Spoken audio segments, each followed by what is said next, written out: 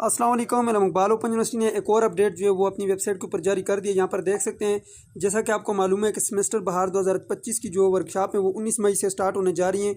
इस दौरान अगर आपके इम्तहानात भी हैं, जाहिर सी बात है, इस दौरान अगर आपका कोई इम्तहानी पर्चा और साथ वर्कशॉप भी और आपकी वर्कशॉप रह जाए तो आपने परेशान नहीं होना, ठीक है।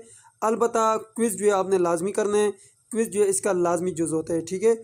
और ये आपके वर्कशॉप के 5वें दिन सुबह 8 बजे से लेकर 72 घंटे यानी कि तीसरे दिन के लिए ये दस्तियाब होगा। 3 दिन आपका क्विज़ आपके पोर्टल के ऊपर होगा जिसको आप हल करेंगे, ठीक है। ये अपडेट इकबाल ओपन यूनिवर्सिटी की ऑफिशियल वेबसाइट के ऊपर आप देख सकते हैं। इकबाल ओपन यूनिवर्सिटी ने अपनी ऑफिशियल वेबसाइट के ऊपर जो है ये जारी की हुई है, यहाँ पर देख सकते हैं, ठीक है।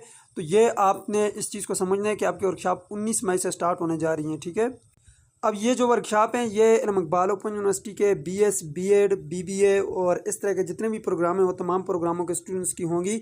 Matric FA ICOM BA BCOM के स्टूडेंट की ये वर्कशॉप नहीं होती, ठीक है।